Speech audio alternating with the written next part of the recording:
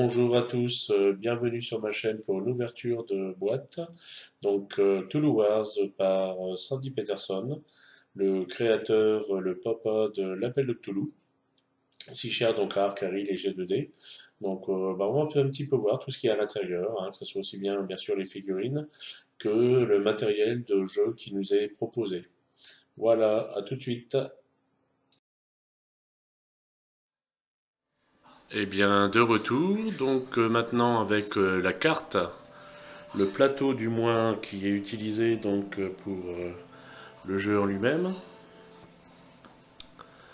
Alors, comme vous pouvez le voir, c'est un plateau, bon, on dit qu'il est énorme, grand, mais bon, croyez-moi, quand vous avez des balais Aurora Arkham dans l'autre sens, vous atteignez, je pense, à peu près la même disposition.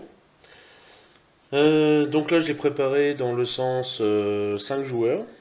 C'est-à-dire qu'ici, vous avez une petite annotation qui vous précise donc dans quel sens le positionner, recto ou verso, selon le nombre de joueurs que vous avez à disposition. Donc en fait, vous avez les différents continents qui sont découpés en zones, avec des fois des marques spécifiques donc pour tout simplement indiquer l'emplacement de départ des différentes races. Voilà, voilà. Une carte de toute beauté, comme dirait l'autre.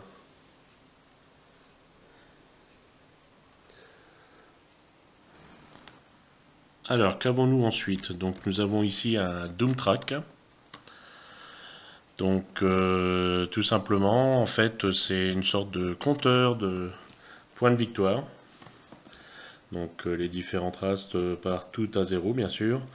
Et au fur et à mesure du jeu, donc, font monter petit à petit donc l'échelle des points de victoire jusqu'à 30 points, qui est synonyme donc de game over. À la fin du tour, nous saurons donc qui a gagné la partie. Voilà.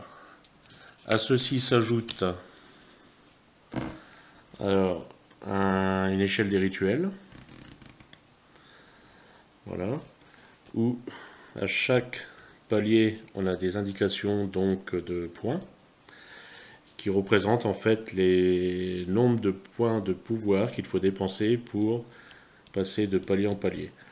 Et à chaque fois que vous avez un palier, donc selon la règle, vous gagnez des signes des anciens, selon si votre grand ancien est réveillé ou pas, et ainsi de suite. On reviendra peut-être, pourquoi pas, sur une petite vidéo sur les règles plus tard, donc je ne m'étends pas là-dessus.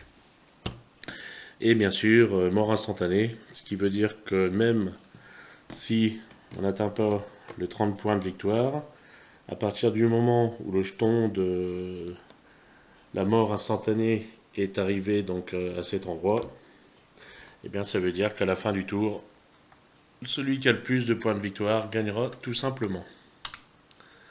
Walou, walou, walou. Voilà, donc par exemple ici, vous avez les petits jetons pour comptabiliser les points de victoire en fonction de l'avancée de la partie. Voilà, tout simplement. Et directement donc sur cette échelle, vous pouvez voir tout simplement, donc c'est l'échelle des rituels d'annihilation. Hop, l'avancée du curseur au fur et à mesure. À savoir aussi une chose, c'est que selon la quantité de joueurs, l'échelle n'est pas de la même taille. Donc là par exemple vous avez pour 3 joueurs et ici pour 5 joueurs. Voilà. Alors pour la suite en fait de la contenance de la boîte de base, vous avez différents types de jetons, de cartes, de dés, de sigles de premier joueur qui sont donc en carton, je ne sais pas si vous le voyez bien mais quand même relativement épais. C'est du dur. Je casse tout en plus, voilà, avec mes grosses papates. Donc, qu'avons-nous là? Donc, nous avons des jetons de destruction. Ça c'est propre, si je me souviens bien, au roi jaune, au cygne jaune. Donc à une des races du jeu. Vous avez des cartons qui représentent ici donc comment on appelle ça, des cercles d'invocation, quelque chose comme ça, qui sont utilisés pour invoquer tout simplement des créatures, des grands anciens et ainsi de suite. Donc voilà, des portails, voilà, je cherchais le mot, un portail des portaux, pourtant c'était simple à se rappeler, voilà. Vous avez des dés, en assez bonne quantité quand même, sachant que pour les combats avec des grands anciens, on peut arriver, là j'en vois 6, 9, 10, 10, 10, 10, 18, 20, une vingtaine de dés. Donc à lancer 12, peut-être plus de dés selon comment sont composées vos armées dans la bataille. Donc là ce sont les dés de 6 tout court, hein, tout simple, pas de souci. Voilà. Ensuite, nous avons ici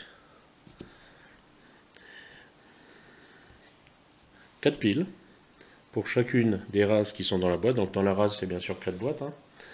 Donc la pile pour le Grand Cthulhu. Je sais pas si on voit bien. Donc la chèvre noire, le chaos rampant et le cygne jaune. Donc ces cartons sont en fait les grimoires du jeu. Je sais pas s'il va arriver à faire le point. Ouais, bon, dans mes rêves. Voilà.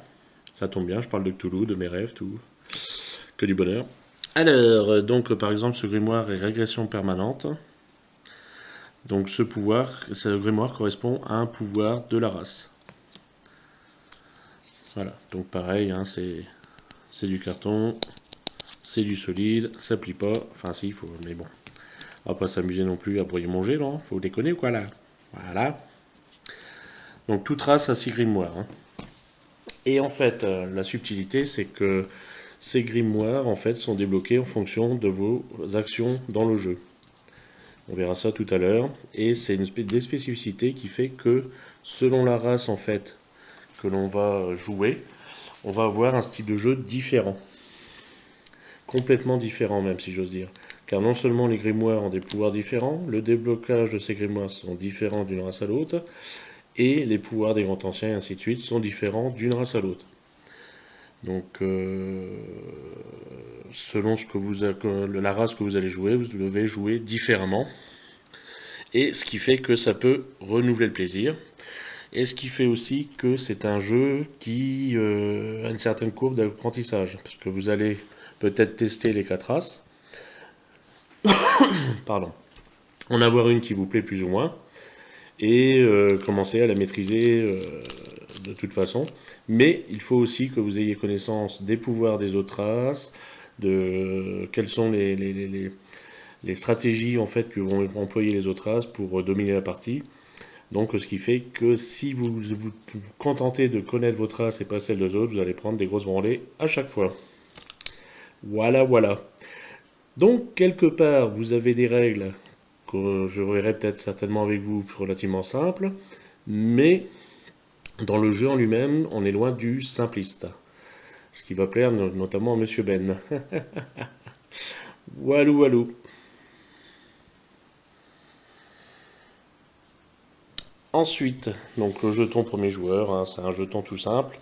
Alors la particularité du premier joueur, c'est qu'en fait, non seulement il a un superbe cercle vert toulien, toulesque, toutoulou, qui détermine dans quel sens vont jouer les joueurs et qui peut être déterminé à chaque tour.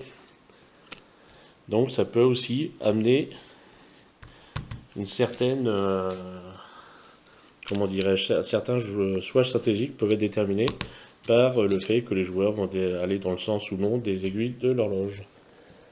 Ensuite, qu'avons-nous là? Et pour finir, enfin pour finir pour les jetons, vous inquiétez pas, je pense que vous attendez tous autre chose. Des pions donc qui représentent des signes anciens, alors plus particulièrement des signes des anciens brisés. Parce qu'il ne faut pas oublier que les signes des anciens sont là pour justement empêcher les grands anciens de revenir dans le monde, mais que vous jouez pour une fois les méchants, et ce qui est pas plus mal. Et chaque jeton est différent dans sa valeur. Donc pareil, hein, selon, on verra ça dans les règles, mais on acquiert des signes des grands anciens qu'on ne montre pas aux autres joueurs, et qui sont révélés en fait qu'à la fin de la partie, et qui s'additionnent au point de pouvoir. Voilà. Alors, quand vous avez eu la chance de kickstarter ce superbe jeu, même si j'y ai pas encore joué, je peux dire qu'il y a du matos, c'est de la bonne qualité, franchement c'est le pied. Vous avez ceci, qui remplace cela. Donc un petit côté un peu plus fun. Donc même si j'ai 2 sachets, j'en filerai pas un à Monsieur Ben, comme il a déjà essayé de m'extorquer une partie de mon Kickstarter. Et vous avez ce type de dés. Donc qui sont des dés personnalisés. Alors là, c'est là que je rejoins tous les vidéastes que j'ai vus jusqu'à maintenant et qui n'arrivent pas à ouvrir d'une main un sachet. Je dois avouer que ça me faisait bien rire, mais quand on est dans le cas... Hop. Voilà. J'ai plus qu'une main, mais j'ai des dents. Alors, voilà, donc des dés avec... Alors c'est pas des dés à prod, hein, mais ce sont des dés de Cthulhu, avec des faces vides, qui correspondent tout simplement aux échecs. Ça, c'est des dés qui sont utilisés pour les combats. Une petite précision, c'est le seul fois où vous lancerez des dés. Donc il y a quand même une partie de hasard, mais du hasard maîtrisé, je dirais. Voilà. Donc si vous avez une griffure comme ça correspond, si je me souviens bien, à une fuite. L'unité adverse est blessée, doit fuir dans une zone adjacente. Et si vous avez ce crâne, ça peut tout simplement dire qu'une unité est mourue, voilà, dans d'atroces souffrances, avec tout un tas de viscères à l'extérieur. On va se calmer, voilà. Donc tout ça... Oh bah tiens, un beau petit jet. Donc tout ça fait que je suis assez content d'avoir participé à Kickstarter, parce que c'est vrai que ça amène des trucs assez sympathiques. Donc là pareil, hein, j'ai vu là, j'ai pris 2 paquets comme ça. Je serai tranquille quand je pourrai jouer à Cthulhu en maison de retraite avec Dailing. Allez, à bientôt pour la suite. Ouh, effets spéciaux. Donc pour la suite, le livre des règles. Un petit livret, hein, quand on voit la taille de ma petite mimine. Bon, elle doit être plus grosse que celle de Belgian Guy, mais ça va encore. Alors, donc une table des matières. Relativement claire. Voilà. Ah, un petit reflet qui va bien. Tout ce qui concerne donc ça. Voilà, les factions, ce que vous trouvez dans les factions. Bon, ça doit être un peu brouillé, hein, je suis désolé pour la qualité de l'image. J'utilise en fait un smartphone qui date de 1418. Voilà, donc c'est assez délicat, hein. Il y a le peintre qui en même temps prépare les images et tout. C'est un peu le bordel. Voilà, comment disposer les cartes, le principe du jeu. Ouh, ça fait envie. Voilà, l'emplacement des tableaux. Donc je dois dire que j'ai une petite table hein, quand même, mais vous voyez, bon bah là j'ai la carte. Je sais pas si vous voyez bien. J'insiste là-dessus, mais il y a encore de la place. Ah, on va peut-être voir mon bide. Non, loupé. Ouh, effets spéciaux. Voilà. Donc il y a de quoi faire. Hein. Elle n'est pas si grande. Je m'attendais franchement à plus grande pour la carte. Hein. Ça, je dois avouer. Voilà. Donc beaucoup d'exemples aussi. En plus, c'est pas que des schémas, c'est carrément des photos du jeu. Ce qui est toujours plus sympathique. Hein.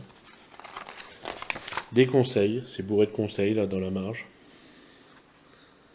Voilà. J'espère que je vais pas trop vite. Voilà. Toujours plus sympa d'avoir des exemples. Alors ce qui est bien aussi, c'est qu'ils ont prévu de faire des exemples, d'expliquer les dés avec ce qu'ils fournissent dans la boîte, mais également avec les éléments du Quickstarter. Comme là, je ne sais pas si vous voyez bien, donc ils montrent l'exemple avec les dés classiques, 1, 2, 3, donc échec. Et pour les dés Kickstarter, ça représente donc l'emplacement de vide. Blessure sur 4, 5, donc c'est ce symbole-ci de griffure pour les dés classiques. Et un 6 où tuer un adversaire, donc le crâne pour les dés du Kickstarter. Donc je trouve que c'est une bonne idée, sympathique. Voilà. Bon, bien sûr, je vais pas vous faire... Alors, bien aussi, bonne idée, encore une fois. Comment c'est-il qu'on joue les races? Jouer le Grand Cthulhu, voilà. Et là, vous avez tout un tas de conseils, comment jouer votre faction, comment le contrecarrer aussi. Le symbole qui est rappelé, l'ensemble des figurines, avec toujours ce reflet là. Bon, j'espère que vous verrez. Voilà. Donc là, pareil pour le chaos rampant. Nyarlathotep. La chèvre noire. Mais... Voilà, voilà, voilà. Donc pareil. Bon, je pense que la qualité est un peu pourrie au niveau de... Vous n'arriverez pas à lire les écritures, mais bon, c'est pas le plus important. Comment contrecarrer la chèvre noire, et ainsi de suite. Le signe jaune, donc grand ami du culte du dé, car c'est la faction qui a le roi jaune dans son équipe. Voilà. Et une petite fac. Voilà. Le glossaire, pour se rappeler les termes du jeu. Hein, là par exemple vous avez Gohart, vaut mieux le laisser gagner sinon il vous pète. Voilà. Quoi d'autre? Les crédits. Et voilà.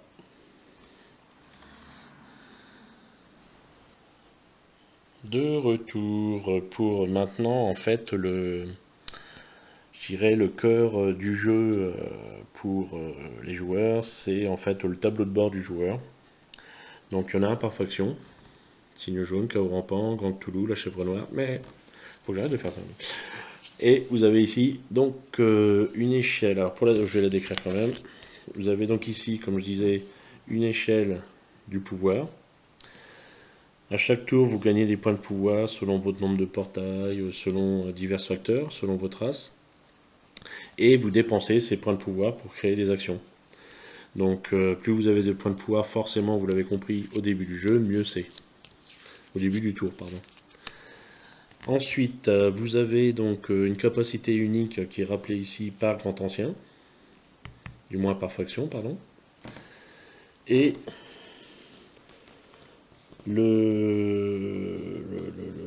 l'inventaire en fait de vos forces.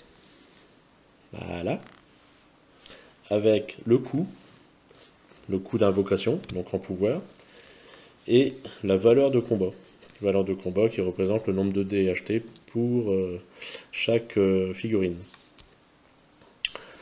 Et quelques notes donc pour vous rappeler un petit peu comment jouer vos personnages, vos figurines et ainsi de suite. Ici vous avez la partie qui concerne donc les 6 grimoires dont je vous ai parlé tout à l'heure. Hein. Donc voilà. Ceci. Donc avec à chaque fois un pouvoir qui est décrit dessus. Et pour chacun des 6 pouvoirs, 6 cases, pardon, vous avez donc une explication. Par exemple ici pour la chèvre noire, c'est, alors je sais pas si vous arrêtez, c'est noté, posséder des unités dans 4 zones. Donc 4 zones bien sûr sur la carte. Donc si vous possédez des unités sur 4 zones à un moment donné de la partie, pouf, vous avez le droit de choisir, vous choisissez votre grimoire, et vous le placez directement sur la condition qui vient d'être remplie. Et là, de la partie, vous ne pouvez plus perdre votre grimoire.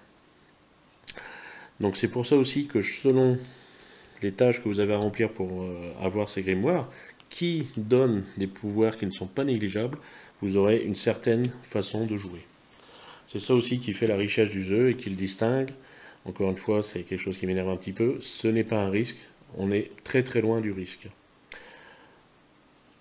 Une petite chose aussi sur la façon de jouer, c'est aussi un jeu comme qui dirait un petit peu aussi de négociation, trahison.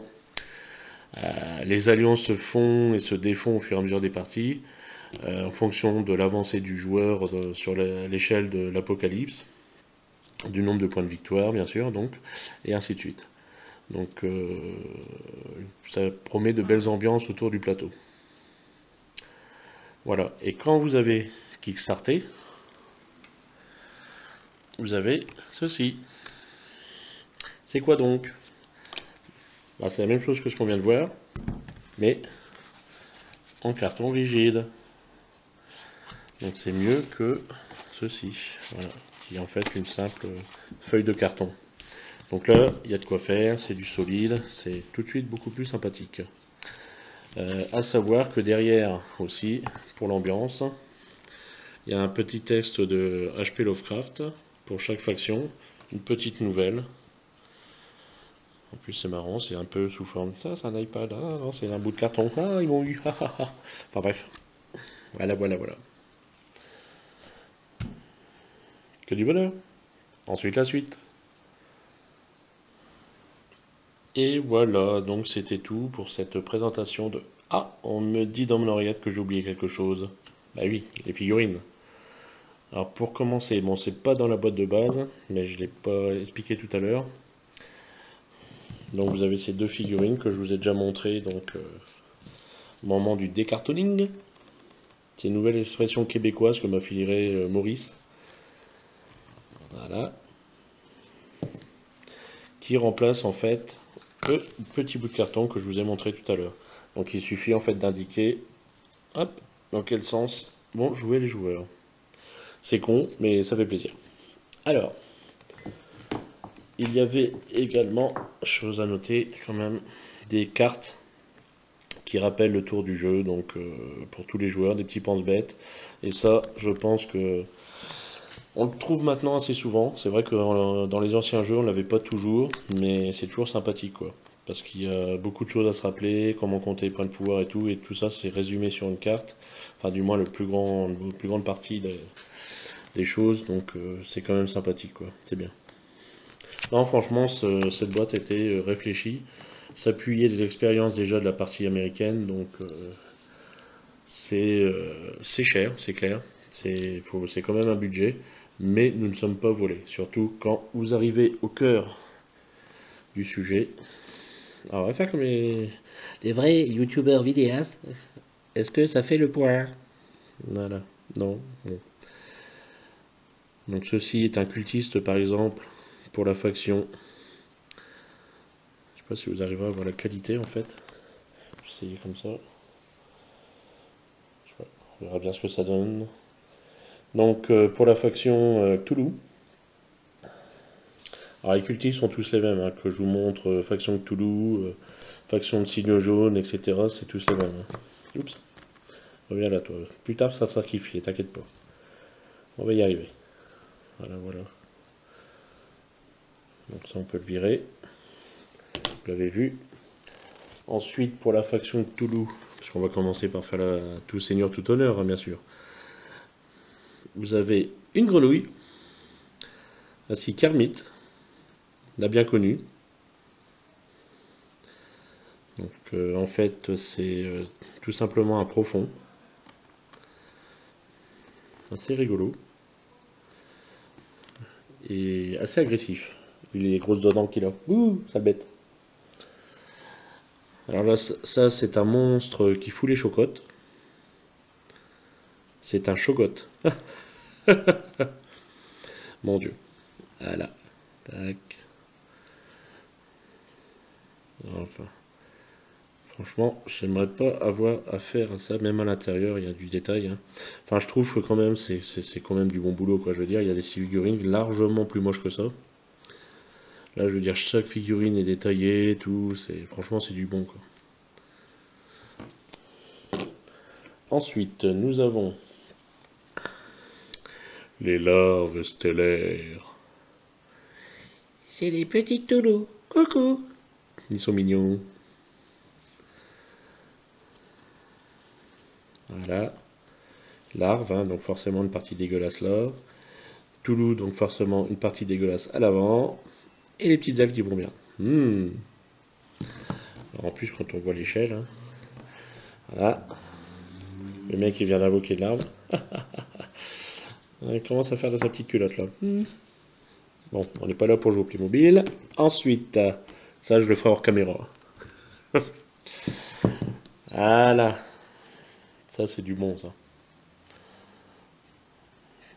Alors, franchement, je pense que la caméra ne rend pas hommage aux détails de la statuette, mais enfin moi j'appelle ça, c'est plus une figurine, hein, c'est une statuette, comme l'ont dit bien de mes amis vidéastes. J'ai 2D aussi qui adore les figurines, culte du dé, tout ça. Alors après, je sais pas s'il faut les peindre, ou alors faut quand même avoir l'habitude des figurines avant de les peindre peut-être. Parce que le principe en fait de ces couleurs flashy, c'est que quand vous avez un gros plateau comme ça avec plein de bestioles, et si vous les peignez tout d'une couleur différente, c'est assez difficile de reconnaître sa faction. Tandis que là, d'un simple coup d'œil, vous voyez par exemple, il y a du Cthulhu, il y a de la chèvre noire là-bas, Nyarlathotep, il a planqué ses troupes là-bas, enfin bref. C'est quand même beaucoup plus facile, sur un plateau quand même de taille assez sympathique, de reconnaître ces figurines. Voilà, avec c'est peut-être bien ça, quand même, la raison de ces couleurs flashy. Hein. Puis moi, moi, ça me va. Quoi. En plus, je peins pas. Hein. Avec mes grosses pattes, j'ai jamais trop réussi. J'aimerais bien être aussi doué que GD, Maurice, etc. Mais culte du dé aussi. Et de tous nos amis du forum. Oh, le mec, comment il place son forum. Enfin bref. Voilà, voilà. On passerait des heures à les regarder. Donc voilà, on a vu un petit peu la faction de Cthulhu, je pense que j'ai rien oublié. Donc là, nous allons continuer avec le chaos rampant. Alors, le chaos rampant, c'est tout simplement Nyarlathotep, viens ici, sale bête. Donc je passe pas les cultistes, hein, les se ressemblent tous. Donc là, on a une bébête, fort sympathique. Une maigre bête de la nuit, si je ne me trompe pas. Voilà, avec une queue en forme de fouet, une tête cornue, des ailes, bref. On est vraiment dans le Lovecraft, dans le mythe de Cthulhu à fond, et ça, c'est franchement trippant. Alors voilà, un polype volant. C'est bien aussi pour réviser un petit peu sa culture toulouesque. Si t'en es qu'il y en ait une. Voilà. Alors ça, c'est la tête. Je vous assure que, bon, je sais pas si ça se verra avec mon smartphone, mais il y a une gorille qui sort de la bouche, voilà, des yeux un peu partout, une deuxième bouche là, c'est... Bref, j'adore. Je me sens comme chez moi ici. Ça tombe bien. Une horreur chasseresse. Et quand je disais que ça peut être utilisé aussi à Lovecraft, à Lovecraft, à Horror Arkham, etc., oui, c'est faisable, hein. Enfin, je veux dire. Bon, après, il faut voir si ça ne pas trop le pas trop, mais c'est quand même beaucoup plus sympa, quoi. Tu es belle, ma bébé. Voilà, et c'est tout. Bah non, bien sûr. Eh oui, eh oui. Le beau, le grand, le fort, Scooby-Doo. Non, il y a la Totep. Alors, quand on me dit que c'est le plus sympa quand même des grands anciens, euh, ouais, ouais. Enfin, j'irai pas boire un petit coup dans un troquet le soir avec lui quand même, hein. C'est assez particulier. Je pense qu'il mange pas que des carottes celui-là.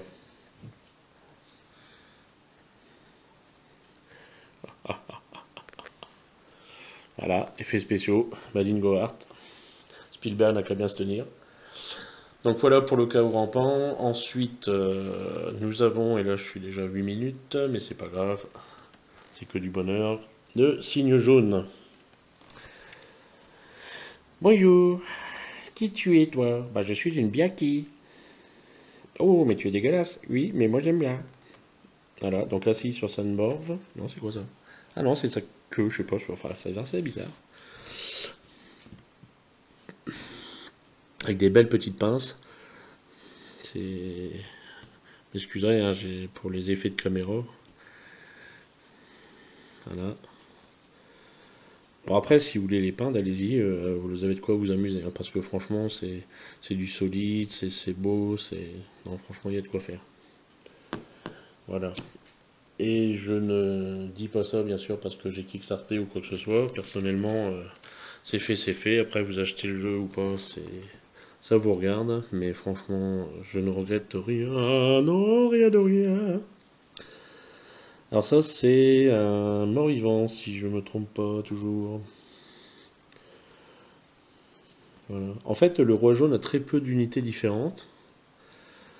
Par contre, il a un style de jeu assez particulier d'ailleurs. J'espère que vous le voyez bien quand même, parce que ce serait un peu dommage. J'ai du mal à me rendre compte de ce que vont donner les vidéos. Je verrai ça au montage. Ouais, parce que maintenant je parle comme les pros, je fais ça au montage quoi. Voilà. Ensuite, mais qu'est-ce donc? Mais c'est le copain du culte du dé? Bah oui, c'est Monsieur Roi Jaune. Voilà. Qui est en pleine. On dirait qu'il est à l'opéra en train de chanter avec des tentacules tout autour de lui, des crânes. Je sais pas si vous l'avez bien, à ses pieds. Un crâne sur un pic là. Non, mais franchement, je m'éclate avec les détails quoi. C'est de toute beauté quoi. De toute beauté. Voilà. Et là, oh la vache. Et c'est impressionnant, c'est quand vous les prenez, il y a du poids quand même. Il y a du poids. Il y a du poids. Et moi j'ai. Alors franchement, je trouve que ça c'est Astur. Alors évitez de dire Astur 3 fois, parce que si vous dites Astur 3. Voilà.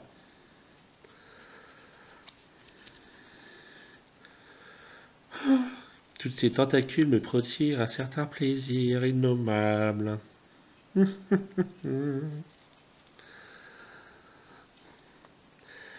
Il est beau, il est sans bon le sable chaud. Non, celle-là j'ai déjà faite. Hop, voilà.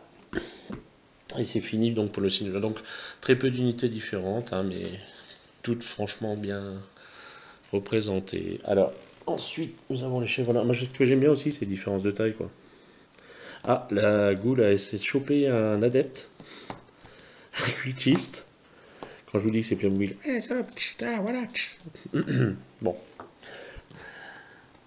Donc, hop.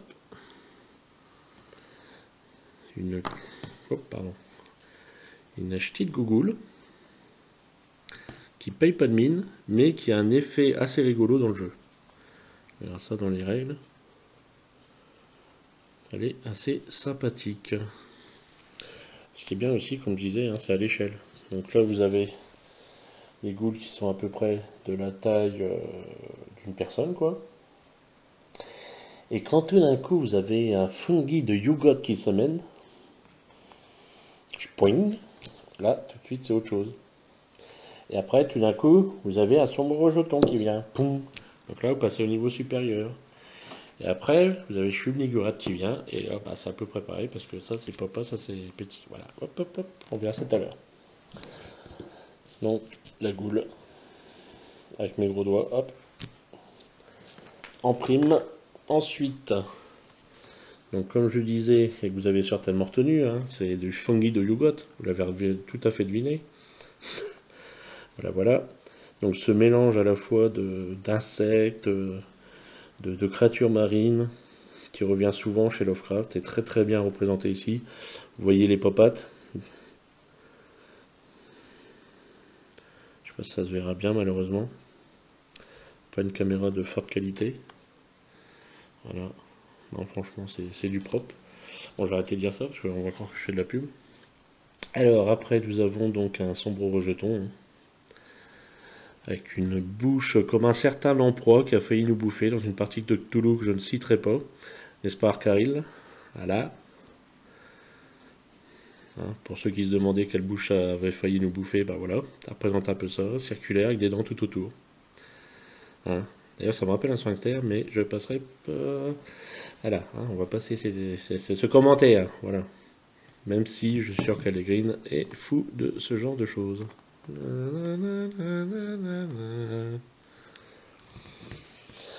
Et la chèvre noire en elle-même. Choub Nigurat. Alors étrangement, celui-là par contre, il représente vraiment... enfin, il a un corps comme une chèvre. Enfin, si vous voyez la gueule de la chèvre, quoi. Avec une bouche assez conséquente. Voilà. Et pour toujours le jeu des échelles. Bonjour. C'est par ici le Pôle emploi. Arrête de jouer au Playmobil Jetty. Voilà. Eh bien, bah, je crois que nous avons fait le tout. Oui, je regarde à droite à gauche donc de ces figurines. Voilà. Donc il y en a un paquet. Hein. Donc après, quand vous amusez à dire voilà que Toulouse passe en Arabia, hop, avec la bébête là en Est Africa, ça commence à causer. Et puis ça change des petits cartons de Warhammer que j'ai l'habitude de manipuler, des petites figurines. Allez, on est dans la demi-mesure, on y va gaiement. Et il reste plus qu'à s'éclater. Voilà, donc cet unboxing est fini, je pense que j'ai rien oublié, sinon je reviendrai dessus. Et je pense que les prochaines étapes sera tout simplement d'ouvrir tout ce qui concerne les suppléments. À bientôt. Et n'oubliez pas de passer sur le forum donc, du cœur de la loge, dont je laisserai bien sûr l'adresse, qui regroupe plusieurs vidéastes de jeux de société, des joueurs, des peintres de figurines, des personnes avec beaucoup d'imagination qui sont prêts à créer des règles et ainsi de suite. Hein. Donc vous trouverez tout ceci sur le forum et nous vous y attendons. Voilà. Au revoir.